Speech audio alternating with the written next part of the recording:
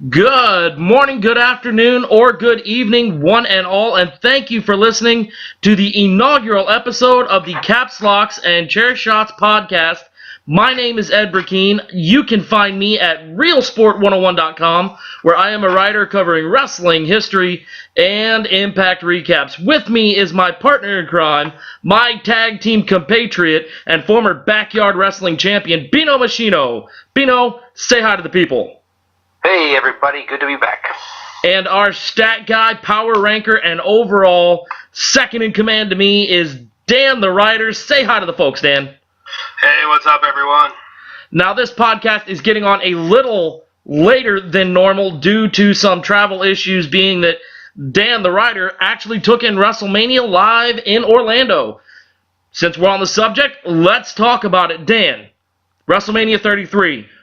Never been to one myself. Bino's never been to one. Tell us about it. Tell us the experience. Oh man, it's the Super Bowl of the wrestling world. Not just that. I mean, you're going there and it is all that you can be, man. There's 65,000, 75,000 other people in that stadium that are there as passionate as you are. There's guys in the stands that are wrestling before the matches. You had a guy dressed up as Hogan, a guy dressed up as Savage, going back and forth at it with a referee there. Dude, it's a once-in-a-lifetime experience that I'm going to do once every year until my lifetime ends. I will be going next year. Well, hopefully, provided I can scratch together about $15,000, I will be getting the VIP package to join you.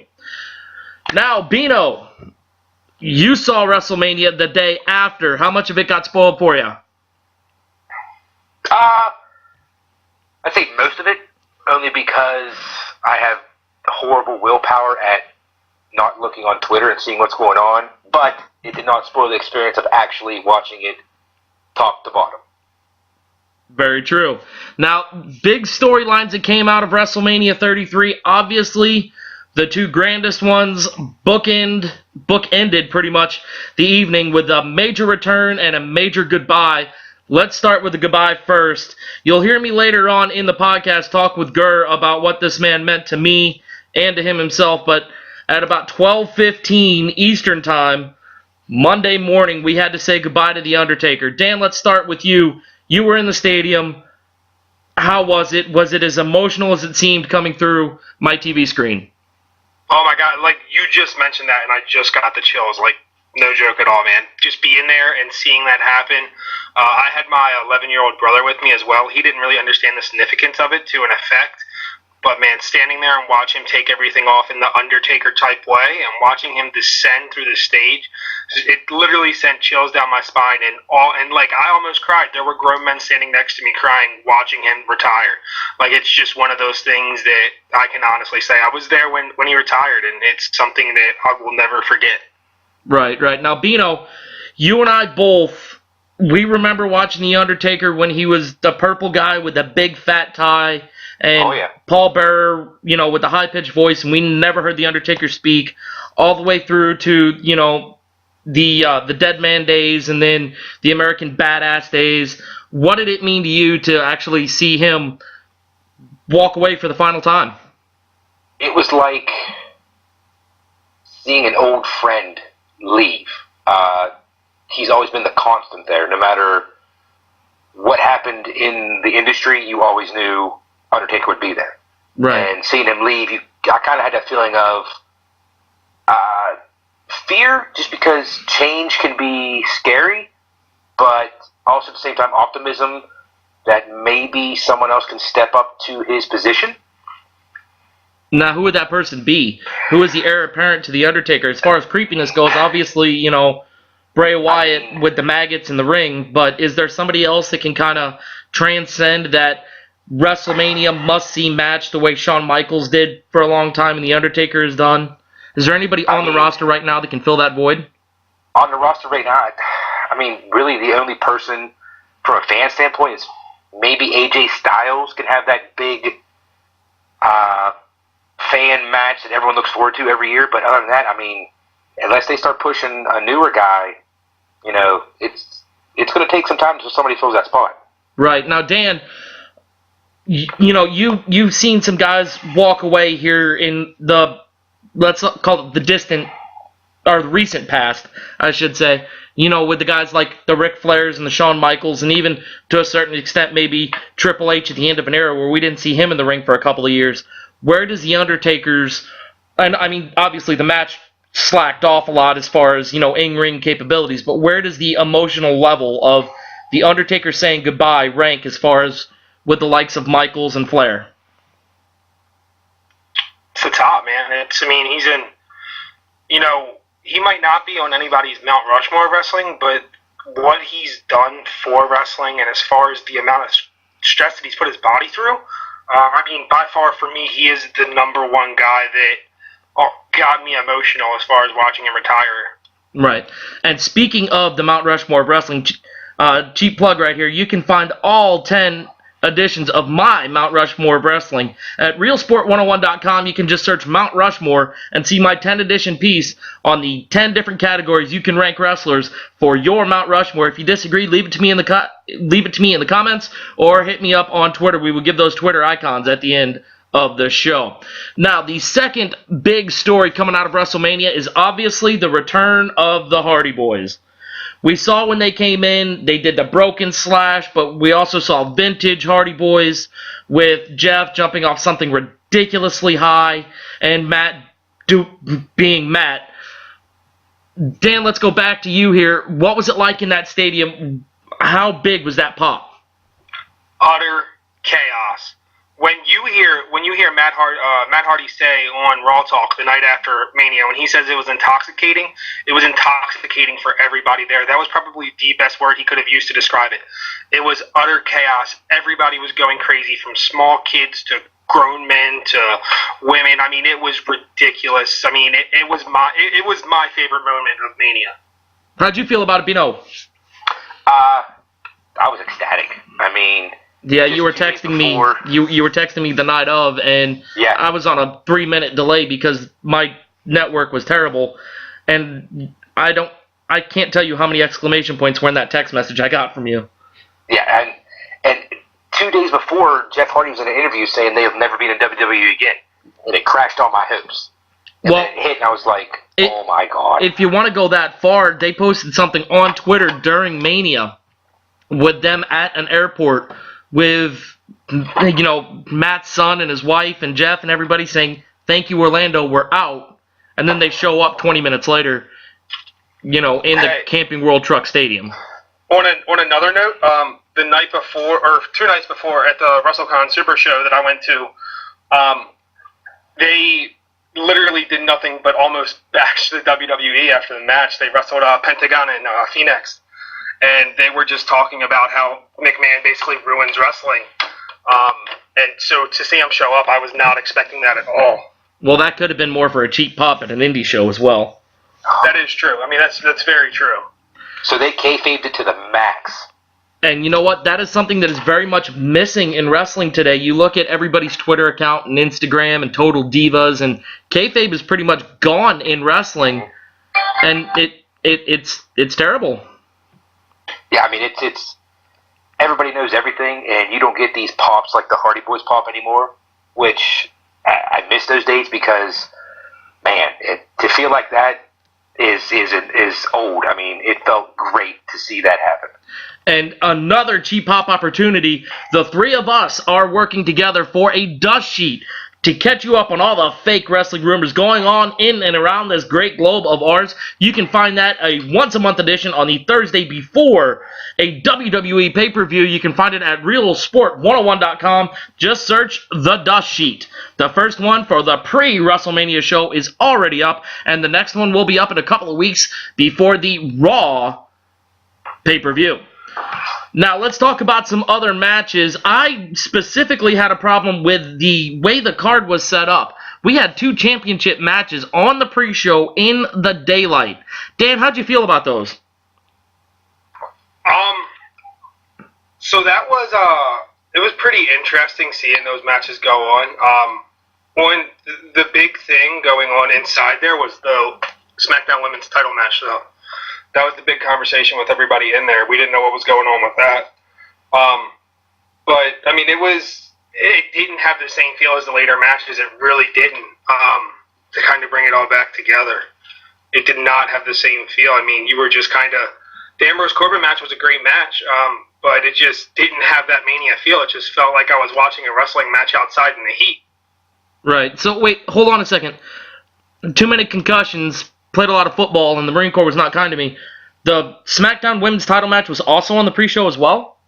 No, it was not. We didn't know where that match was. I don't know if you guys can maybe shed some light on that. If they talked about that, like on the network, talking about when that match was going to be. There was no mention of anything coming up anywhere on the card. It just seemed like they were taping match after match after match with no prelude as far as what's coming up next before they introduced the next video package for the following match. So, I mean, literally on Twitter, people were asking, did the SmackDown Women's match get pulled from the show because of time? That's Where what we is thought. it?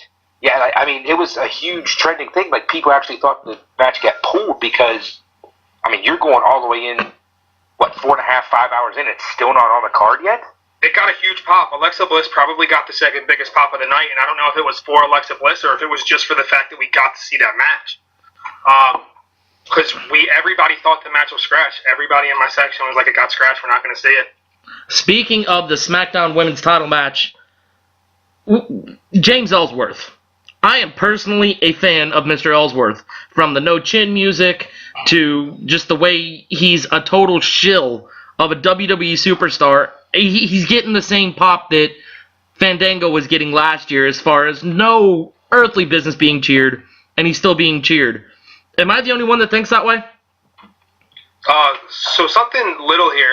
Ellsworth actually owned a promotion here in Maryland, and I love the guy. Nicest guy you'll ever meet.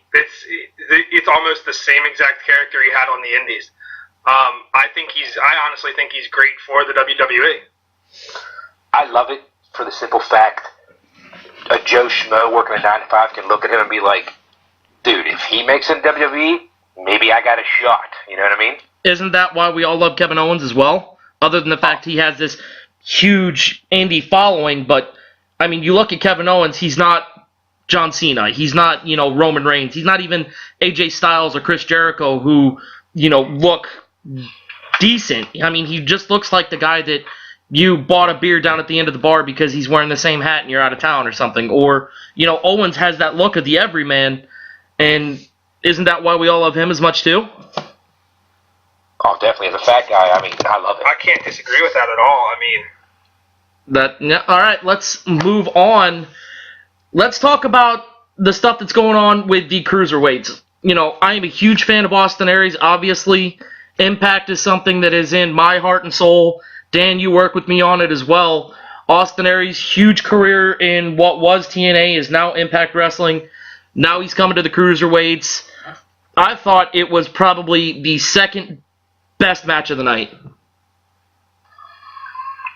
Bino, thoughts? Yeah, I loved it. I mean, the action was good. Like we spoke earlier, I mean, I'd have liked to seen it kick off the actual pay-per-view card, but I can understand why it was on the pre-show. But I mean, overall, I loved the match. I mean, I didn't think Neville was going to win, but I wasn't disappointed that he did win. Right. Now, Dan, it came across the TV that Aries had a pretty decent crowd reaction. How was it inside the arena? I know a lot of people were still trying to get settled in because the sun was out and the heat was obviously scorching, but how was it received inside Camping World Stadium? I mean, I feel like it's this way every week, though. Like, both those guys have such a big following, and they're both so good on the mic, and they're so good at everything they do. They both got a big pop. Nobody was disappointed with the outcome of the match. I expected Aries to win that match, but I mean, it was a really well match, and there were a lot more people in there made sure they were in there to watch it than I thought there would be. Right. Okay, now let's talk about what I feel was the match of the night. AJ Styles, Shane McMahon. First off, first question, we'll start with Dan. Was it the match of the night? For me, no. Bino, was it the match of the night for you? It was until the Hardys came out. Bingo. You freaking marks. Okay, first thing that shocked me about that match was the fact that Shane can wrestle. You know, most of the time when we've seen Shane, even when he was the European champion, he didn't do a lot of wrestling. It was a lot of, hey, I'm going to throw some punches and, you know, the Mean Street Posse's going to come out, or hey, I'm going to just destroy X-Pac with a steel chair, and then I'm going to go coast to coast, and I'm going to jump off something really high, and that was a Shane McMahon match. We actually saw him execute moves and holds and kind of go toe-to-toe with AJ Styles for about 5 minutes in that match. So my question to you guys is, Dan first, was that shocking to anybody in the stadium? No, I don't think so. Wasn't shocking to me. I mean, Shane grew up in the I was expecting that to be a great match. I think that's another reason why it wasn't the match of the night for me. It was a very well-perceived match in the stadium. Everybody loved it. Everybody loves AJ. Everybody loves Shane, so. Yeah, well, I mean, that's the thing. AJ could probably go out there with a mop. And, well, he'd have to get permission from Perry Saturn, but he could probably go out there with a mop and put on 5 stars. Bino, you are the social media guy for us. How was it received on Twitter? How did you view it? People on Twitter loved it. I mean, AJ, he could do no wrong on social media at all. People love him. And Shane, he's always going to get the fan reaction just because, like we said earlier, what's he going to jump off? What's he going to do? And when the match was over, people were complimenting his in-ring ability as we were, just because they didn't expect that at all. And it took people by surprise, but it was a good surprise for once. Well, one thing that you also have to point out, Shane's in his mid-40s, is he not? I believe he's up there, up in his mid-40s, and he was still able to do some pretty good stuff in the ring. Now, let's switch gears here. I know we're kind of jumping all around the card. What was the worst match of the night, Dan? Ms. Maurice, Cena, Nikki. Yeah, I'm going to mute you for about 5 minutes. I'm a huge Cena fan. Bino? I got to agree, only because... Okay, you're done. You're done. You guys don't respect what greatness is. Okay. Hold on. Before you jump in me, I think the reason why that was the biggest disappointment to me is because I expected so much more out of Miz and Cena. I expected that match to be a 4-star match, and to me it was like a 2.5. I love both those guys in the ring. I love both those guys on the mic. What ruined the match to me is how disappointing Maurice's in-ring work was. I would have expected her to at least go to the Performance Center or be training somewhere, be training, before SmackDown tapings, and it looked like she did nothing. It looked like she had so much ring rust that I was completely disengaged in the match. Well, one thing you got to remember, Maurice can't train. She's walking red carpet. She's doing TV shows. She's doing movies. She just didn't have the time, apparently. But I completely agree with you on that. It was not my worst match of the night. We already covered the worst match of the night, and that was the SmackDown Women's Championship, because the botches were just epic levels. But more should have come from that match. What do you think, Bino? I think the SmackDown Women's match wasn't amazing, but I think you got to put an asterisk by it. I just didn't think they have enough time to actually put together a good match. They had to hurry through it.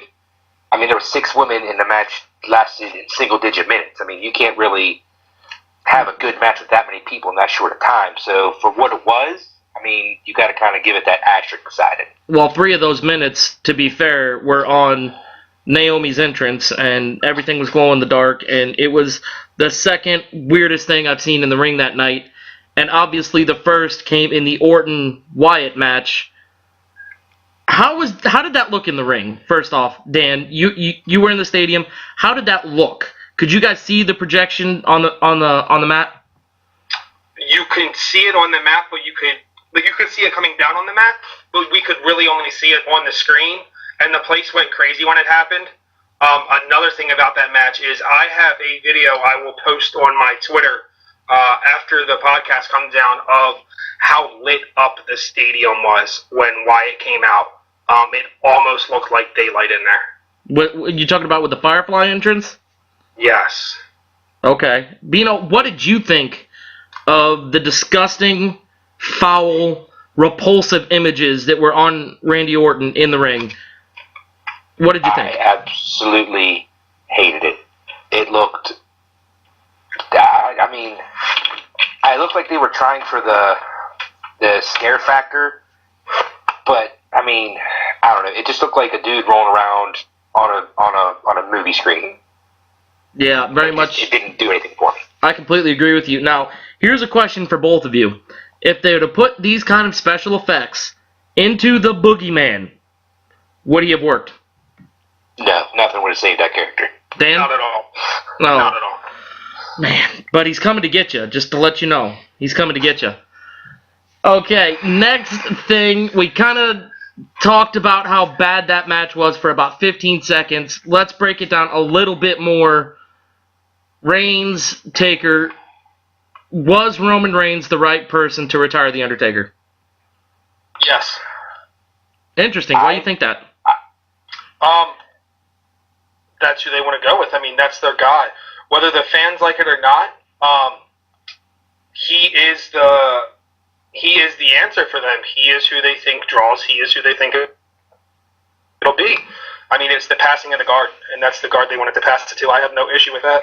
He's a great in-ring worker. He's a great guy in general. Right. Bino, your thoughts? I gotta agree, for the simple fact, who else can do it on the roster right now? There was nobody else that could do it. They're not going to bring back somebody out of retirement or anything like that to retire him, and it gets him.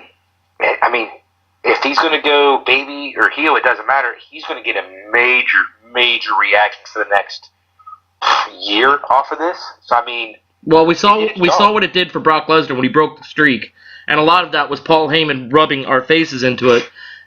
Lesnar still has heat off of that, and it was 15 minutes of chants at the Raw after WrestleMania. Oh yeah.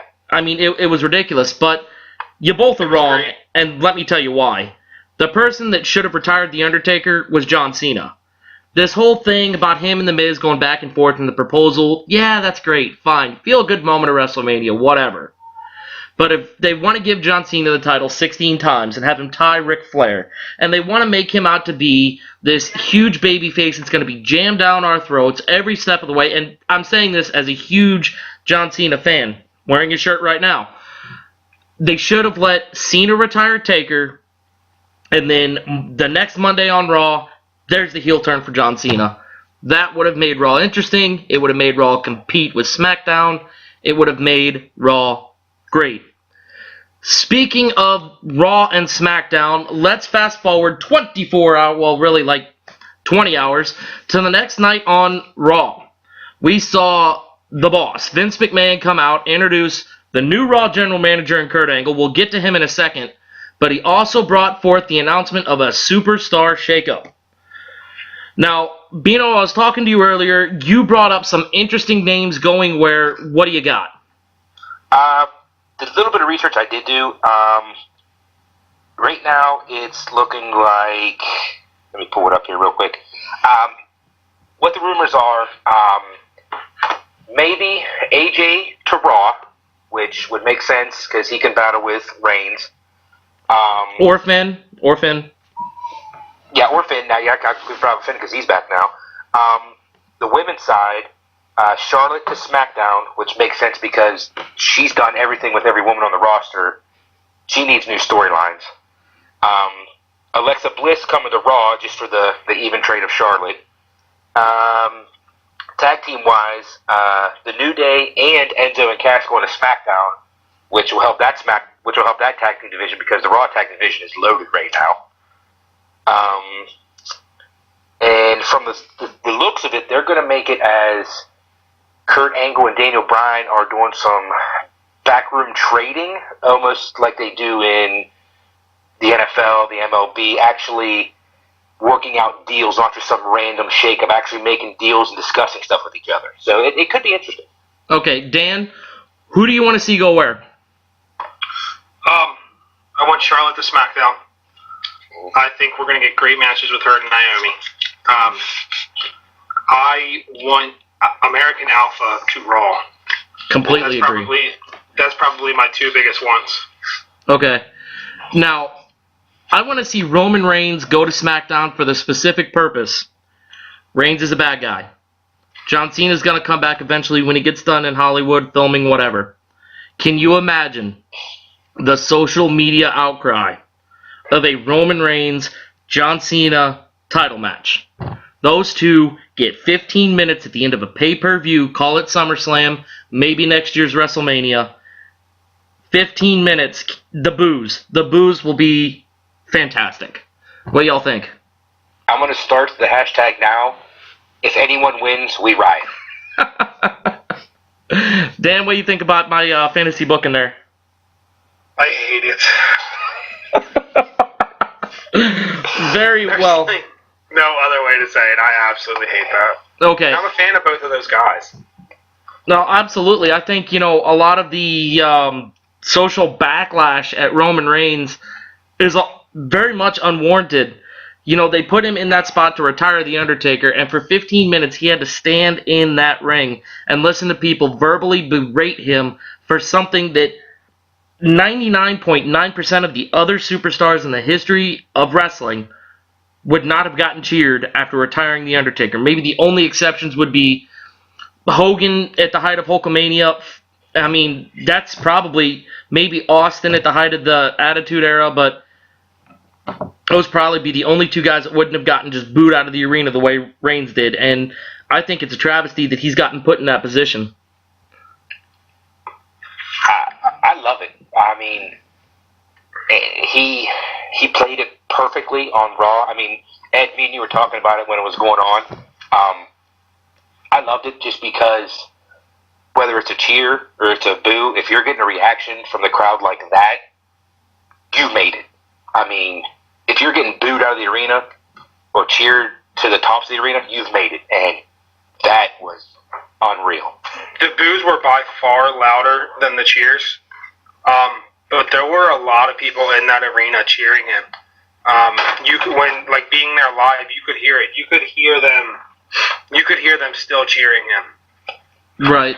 Well, that brings up an interesting thing. You look at the way the landscape is now, just especially on Raw. The guys that everybody's cheering for, your Owens, your Jerichos, even to a certain extent on SmackDown, you got your Bray Wyatts and your Mizes. The guys that everybody is lauding, especially on social media, they're supposed to be the bad guys. And you got the good guys that everybody hates or can't stand, and you look at them, and they, Roman Reigns, John Cena, just the first two that pop off my head, they're supposed to be the good guys, and with the exception of women that are attracted to them and little kids that look up to them, they're the only people that are cheering for them, or the snarkiest of snarks that want to go against what's supposed to happen. We're seeing a cataclysmic shift in the way people think. A lot of what we saw before the Attitude Era, where The Rock was a bad guy when he was leading the nation, and people were still chanting along with the millions and millions, and they were smelling what he was cooking, if you will.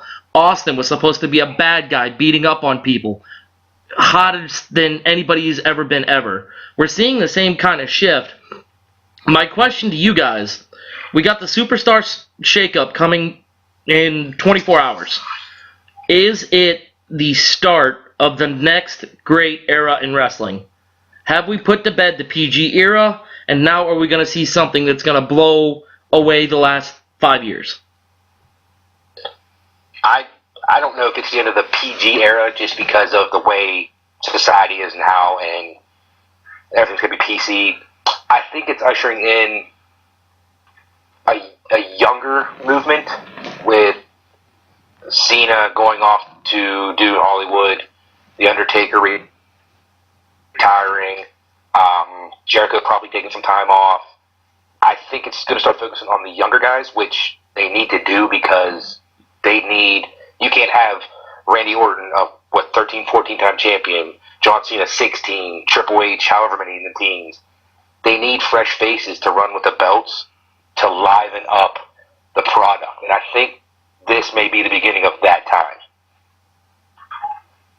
I think they're going to go away from PG somewhat. I don't think we'll ever get the Attitude Era again.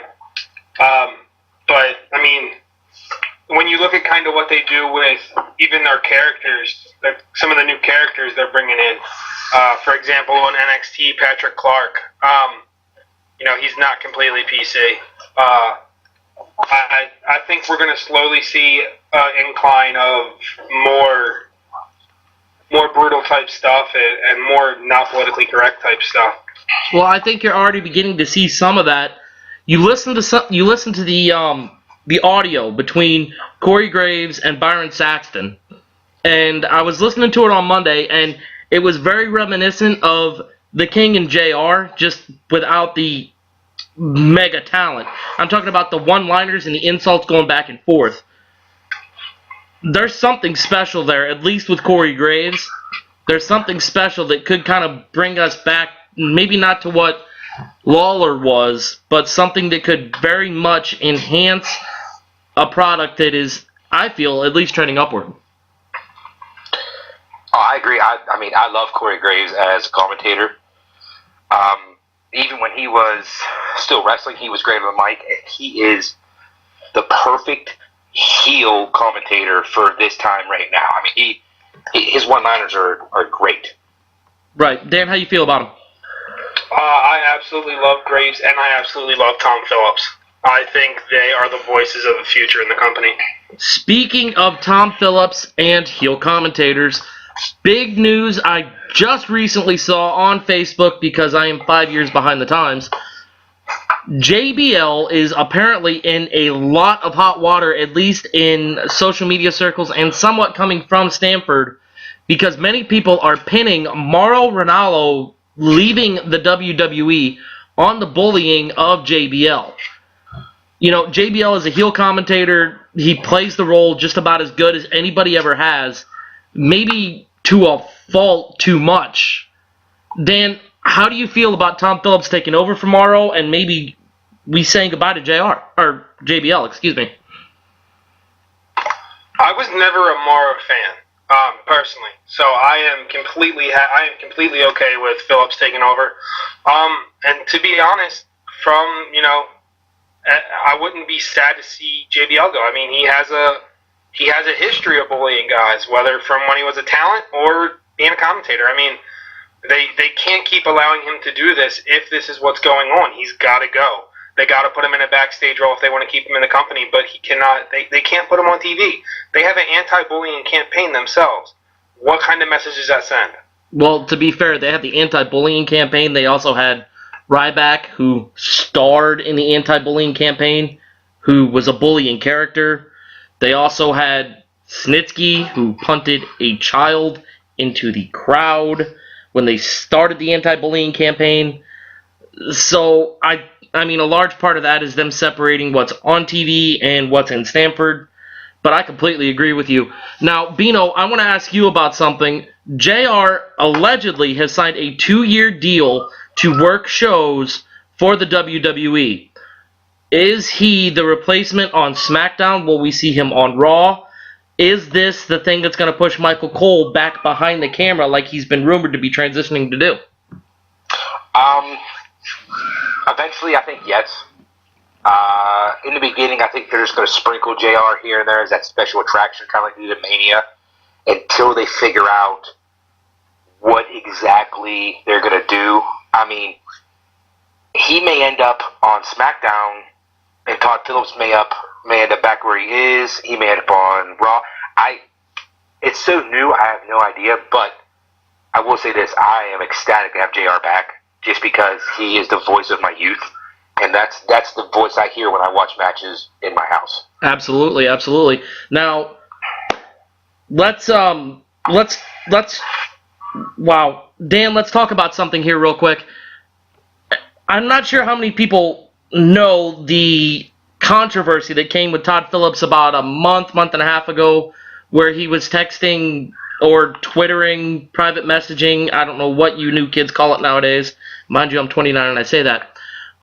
Pictures of his situation, if you want to call it that, to a woman on an airplane. And then he gets promoted to be the 5th guy to solo play-by-play at WrestleMania. How does this look, Dan? I mean, situation like that's almost exactly like the Page situation.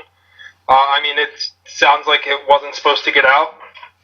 I mean, it shouldn't have happened, but I don't know. I mean, once again, like I said, I don't have a problem with him being there. I dislike Morrow a ton, so I'm happy to hear Phillips. I think Phillips is great. I'm kind of a Phillips apologist in a way. Now, why do you dislike Morrow so much? I mean, he's got that voice that is not the traditional wrestling voice that I think has attracted a lot of people. I for one, love Morrow, but why do you dislike him so much? I don't like him on WWE. I loved him in New Japan. I love watching him call boxing when he does. He didn't have the traditional sounding voice. I guess I just didn't like his style for the company. Just wasn't what I was used to in a way. Okay, all right, fair enough. Well, ladies and gentlemen, we are about halfway through this podcast.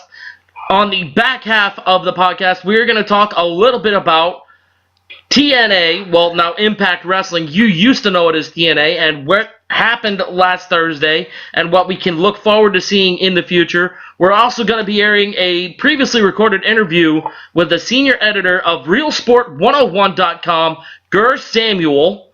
That will be at the tail end of the podcast. But right now, we want to pause and first off, thank Real Sport 101 for making this podcast possible.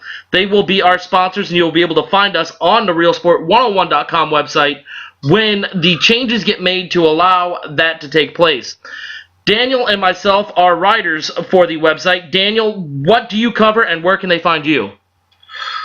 You guys can find me at Real Sport 101 in the MLB section if you guys are baseball fans. I cover the Orioles and a lot of AL East work for the company.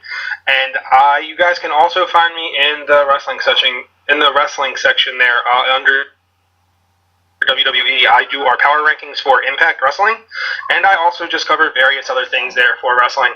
I am going to be writing a piece here this week covering my trip to Orlando for Wrestlemania weekend and kind of just recapping all the events I went to and giving you guys my thoughts on everything from independent shows to the main show. Very well. Little thing you don't know about the Orioles, used to be the St. Louis Browns. I actually got an old Browns hat in my closet.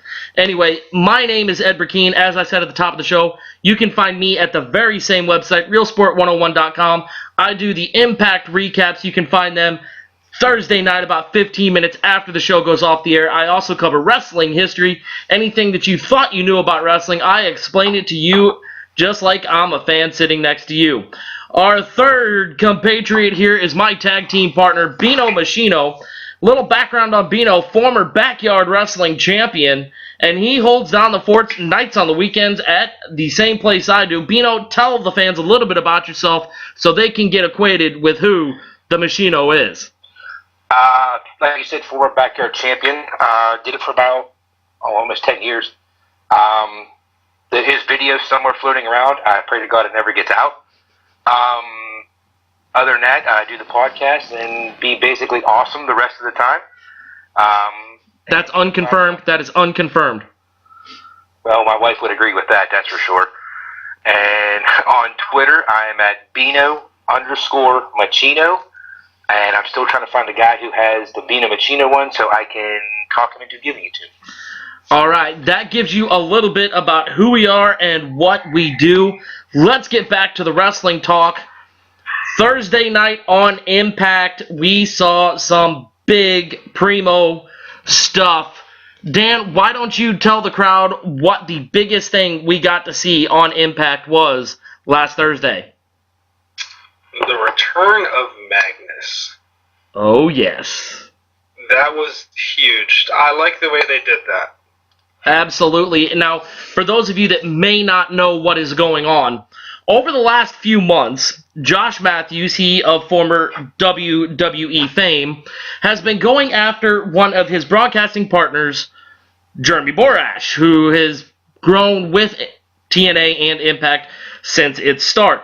The two have been going back and forth where Josh Matthews may very well be the best heel in wrestling. Well, it finally came to a head as Bruce Pritchard, the part of the brain trust for Impact Wrestling, decided that the two were going to go head-to-head and in typical wrestling style, pick two four-man teams to determine who knows more about wrestling, because that makes sense. Matthews decided to pick a pretty decent team of his own. Bino, I want to get your thoughts on Josh Matthews' team right here.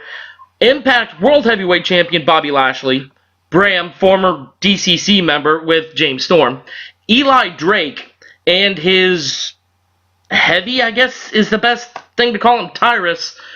You used to know him as the Funkasaurus. What are your thoughts on that team there, Bino? I love Eli Drake. I watch all of his indie stuff. He's a great worker. Bram, I mean, that dude's just a monster to begin with, so he's a big muscle guy. Let's see, the other one was Bobby Lashley and Tyrus. Bobby Lashley. I mean, come on. I mean, we know Lashley's pedigree. He was a huge superstar in WWE, the MMA background. I mean, that's a pretty formidable team. I mean, Matthews got there. I mean, that's anywhere else. That's a top tier team. Speaking of top tier teams, you want to talk about a top tier team, Dan? This was Borash's team. Alberto El Patron used to be Del Rio. Chris Adonis used to be Masters.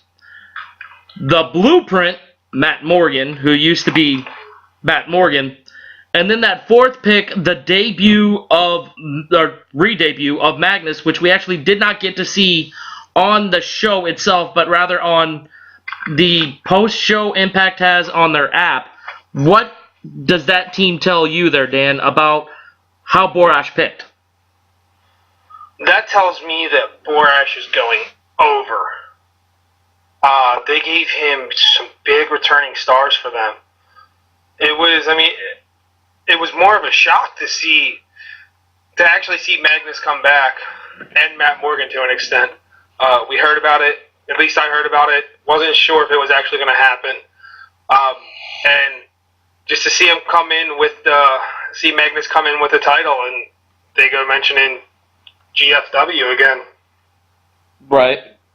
Now, the one that I was personally pretty shocked to see, and that's because I try to stay off the Impact rumors to view it more like a fan, is Chris Adonis. I mean, he looked smaller than I've ever seen him. You know, he came into the WWE and he was big and he looked like he was chiseled out of stone. And now you look at him, he looks almost cruiserweight-esque as far as how toned he is. But seeing him back, it gave a little chill down my spine. I liked Chris Masters when he was, you know, the Master Lock and the Master Lock Challenge and all that good stuff. But seeing him back personally brought a spark to my eye. Next, let's talk about the Impact, but let's talk about the knockouts. Okay, we got to see the knockouts gauntlet, which was something pretty new to me, where it was pretty much ODB, Rebel, Brandy Rhodes, Madison Rayne, and three. I guess Diamante was in there. I've heard of her, but Ava Story. Anybody got anything on her? MJ Jenkins. ACR, anything? Anybody got anything on them? No, I got nothing. Nope. No, not at all. I mean, it seemed like once they announced who the 8 women were, we knew who it was going to wind up being, at least the final 3, with Rhodes, Rain, and ODB. And ODB holds a special place in my heart because, yeah. And, you know, she still played up on the whole kissing Earl Hebner. That was Earl Hebner, right? Was the referee in that match? Yeah. I get the twins confused. The brothers Hebner, yeah. But, you know, played up on kissing him last week and kind of grabbed his ass this week. I thought it was a fun little bit. It was different. It was kind of exciting. But it was the knockouts. And, you know, as much progress as the WWE has made with, you know, the divas becoming women superstars again and the progress they made there, you don't see that in Impact. So, what are your thoughts, Dan? I was extremely disappointed in that match. Why? I was expecting Diamante to win that, actually. I just felt like they were going to be building LAX to basically run the show in a way, kind of be that big faction. So, semi-disappointed. Plus, the in-ring work was not as good. We talked about the terrible in-ring work at Mania for the women's match SmackDown. I completely agree with you, yeah. I thought the in-ring work was terrible on that, and some of them just looked like they didn't deserve to be there in a way. Very true. Let's move on to the X Division. Andrew Everett defeats Marshe Rockett, who is that, and Suicide, my favorite Impact Wrestling star, in a triple threat X Division match set forth by, I don't know what to call him, Hurricane, Gregory Holmes, Shane Gregory Holmes, and I guess he's the manager for the X Division champion, Tyler Lee, is that what his name is, I guess? Trevor Lee. Sorry. Like I said, too many knocks on the old brain in football and the Marine Corps. So, Bino, you're the guy that's pretty into the X Division. You know a lot about these guys. What did you see in that match? How did you feel about it? I thought it was a decent match. I mean, like I said, Suicide, he's an amazing worker. Andrew Everett, I mean, all three guys are tough. It was a good match. I mean, I have no qualms about it. I do like Shane Helms being back on TV, though. I was a huge Shane Helms fan through his entire career. And he's a good mouthpiece for that division because he's good on the mic, even if no one else is. You know what I mean? That come off sounding weird, but right. He can give validity to that division, even if he doesn't wrestle at all. Now, what was the boy band he was in with? 3 Count, wasn't it? Was it 3 Count? Is that what they called themselves? I think. Because apparently he had a reunion with oh man, I can't think of the guy's name. But he had a reunion with one of his guys at an indie show as of late, and they definitely danced like they were not 50 years old and trying to rekindle something from the 1990s. Moving on. One last thing to cover. You know, Davey Richards and Eddie Edwards had a last man standing match. I thought it was one of the best last man standing matches, not to feature blood, not to feature something outlandish. It was literally just two guys wrestling and beating the tar out of each other. Dan, let's start with you. What'd you think of that match? I hated it. Why? I'm just over that whole storyline in a way. If that's the end of it, cool. But I mean, it was good up until the point where the wives got involved. Like I'm over that whole aspect of it. Like it was. I mean, there was some great technical wrestling in there, but the whole feat behind it, I'm just done with it. Bino, what are your thoughts? I have to agree. You guys are killing me. I mean, it went so far off the rails that it completely lost any interest from me. They could have had big things from this, but like Dan said, bringing in the wives and all the gaga with it, it's just too much for me. I mean, it just it lost me. I have a question for both of you, and it's kind of rhetorical. What do you guys got against wrestling wives? You guys badmouth the Cena, Miz, Maurice debacle. You guys are badmouthing this match mainly because of the women. It's too much. It's too much. On that note, we are going to cut this to a end right here. This has been the inaugural episode of the Caps Locks and Chair Shots podcast. You can find me on Twitter at CLANDCS. You can find Bino where? Bino_Machino on Twitter. You spell that Machino. Dan, where can they find you on the Twitter machine? You can find me at Real D Direct. That's REALDDORRET.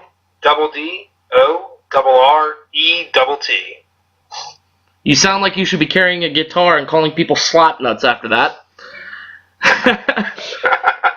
Anyway, this will be the end of our three-way dance on the Caps Lock and Chair Shots podcast. We ask you all to stay tuned and listen to the pre-recorded interview I have done with Gur Samuel. It will be on the other side of this short break. Thank you all for listening, and as always, if you're not down with the Caps Locks and Chair Shots podcast, we got 2 words for ya. Keep listening. Good afternoon again, ladies and gentlemen. As you've heard before, this is our interview with RealSport101.com's main go-to guy, Gur Samuel. Say hello to the people, Gur. Hello, people.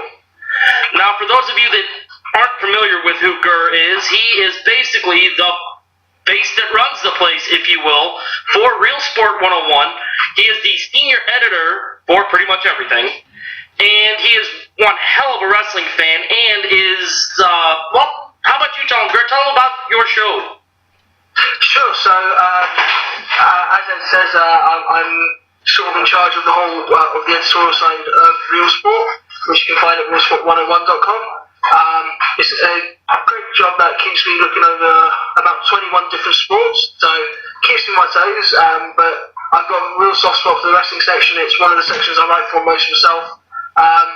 We've got a great team in there. We have everything you need there. We have your news, your analysis, your insights and opinions that you're not going to find anywhere else. And that's what Real Sport's about. That's what I'm about. And I'm really excited to be here talking about Wrestlemania with you. Alright, well, you brought it up, so let's discuss it. Wrestlemania 33 happened on Sunday. Me, myself, and I, Daniel, and Vino Machino, we just went over it at length. What was the one thing that stuck out most to you? I think the thing that stuck out most to me is it was very much a WrestleMania about passing the torch on to the next generation. With the exception of Goldberg Lesnar, there weren't really many sort of old school name versus old school name matches. You had a lot of the names that the casual fans will know coming up against the younger or newer talents. And I thought it was a great way of introducing the next generation of stars to the casual audience. You started off with Shane McMahon, who everyone remembers me jumping off the Titan around the turn of the millennium, going up against AJ Styles, who is the best wrestler in the world, but if you haven't watched wrestling in around 2 years, then you might not be that familiar with him. We saw that throughout the card. Chris Jericho, again, a name everyone remembers, when we were introducing the casual audience to Kevin Owens. And I think we saw that throughout with Taker Reigns, obviously, and that's what really felt like, a very much a passing of the torch for WrestleMania. Very true with that. Now, we all know we had to say goodbye to The Undertaker. And it was midnight Eastern time. You were probably having your morning coffee at the time over there in the Queensland. Taker was something real close to my heart. He came in pretty much when I was born. It's the end of my childhood. How did you feel about saying goodbye to the dead man? I think in terms of the Undertaker's match, it was a very emotional match. Obviously, there was there was rumours that it was going to be the last match, and I never gave it much credence until right at the very end when the rumours were coming about it's being moved to the final match of the card, that they're bringing Jim Ross to commentate.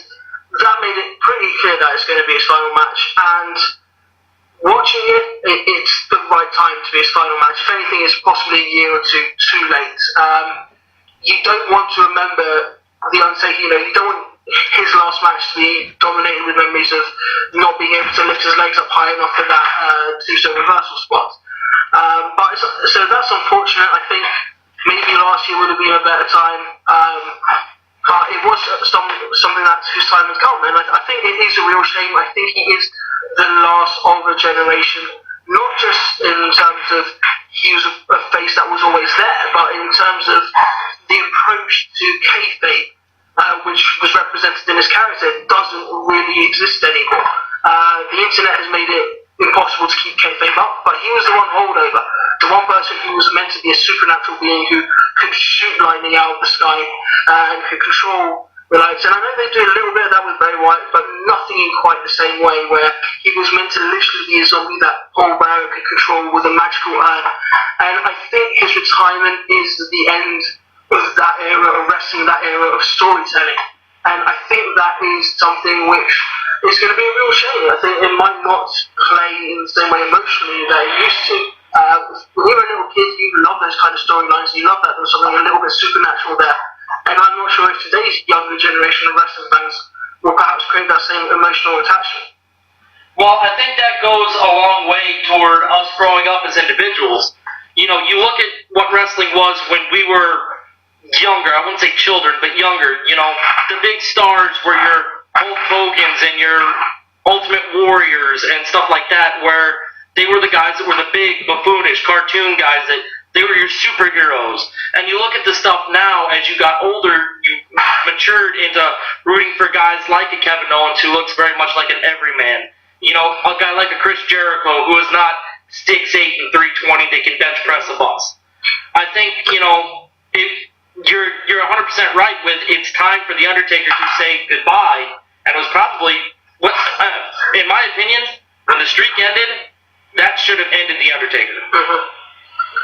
I agree, and I think, you know, there was that was building up to something, and it might still build up to something. I'm not sure. We've definitely seen the last of The Undertaker in the ring, but I'm not sure we've seen the last of him in terms of being involved in potentially a storyline at some point in the future. Something where he might be able to have an influence on a storyline without actually having to step into the ring. Because it's what Paul Heyman said on Raw night after Mania. You know, right you are about all that. It definitely is something that, you know, I mean, I can't agree with you enough. But let's switch a little gears here. You know, a lot of good happened at WrestleMania 33. What was the bad stuff that you saw? You know, you've been heavily into wrestling a little bit more than I have. What was kind of the worst thing that's going to stick out and say, man, that was terrible? I think it's going to be the Bray Wyatt Randy Orton match. I do applaud WWE for trying to experiment, doing something different with the projection of all the different insects onto the ring. So it's great that they're willing to take risks at their biggest show of the year. The problem is when those risks don't pay off, it can backfire terribly. And I think the disappointment everyone felt, the way that feud had built in storyline, was fantastic, and to have such a more physical payoff in the ring, especially for the most historic, most treasured title in the entire WWE. I think that is going to be, if there's one lasting negative from WrestleMania 33, I think it's going to be that match, the WWE Championship match. It just didn't pay off, the chemistry was not there in the ring, and I think it's made it much harder to invest into that storyline going forward. I completely agree with you. Now, where does this rank as far as 1 to 33 as the best WrestleMania that we have ever seen? I mean, is it as bad as WrestleMania 2? Is it as good as 17? Where does it fall? I think it would probably fall, if we're saying, you know, 1 to 33, it would probably fall around the sort of the 10 to 12 mark, maybe a little bit higher. But I think ultimately, it's still too soon to tell, because the biggest thing will be what happens with the storylines coming out of WrestleMania, because that will be its legacy. I think you can't ever take a WrestleMania on its own. You need to put it in context of the storylines leading up to it, storylines that came out of it. And that can elevate or actually, you know, knock down a couple of pegs how we think about the event in future. So I think in a couple of months' time, we'll be able to see what WrestleMania meant in the wider sort of wrestling storyline world, and that might end up making it one of the better Manias, and it might end up making it a bit more mediocre one. Completely agree with you there.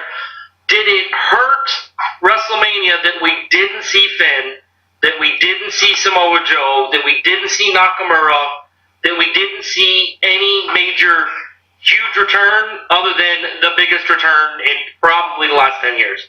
I don't think it hurt it, and part of the reason why is you need to understand, I think that WrestleMania is trying to attract a little bit of everyone, and when the WWE say that it's the Super Bowl of wrestling, they're 100% right.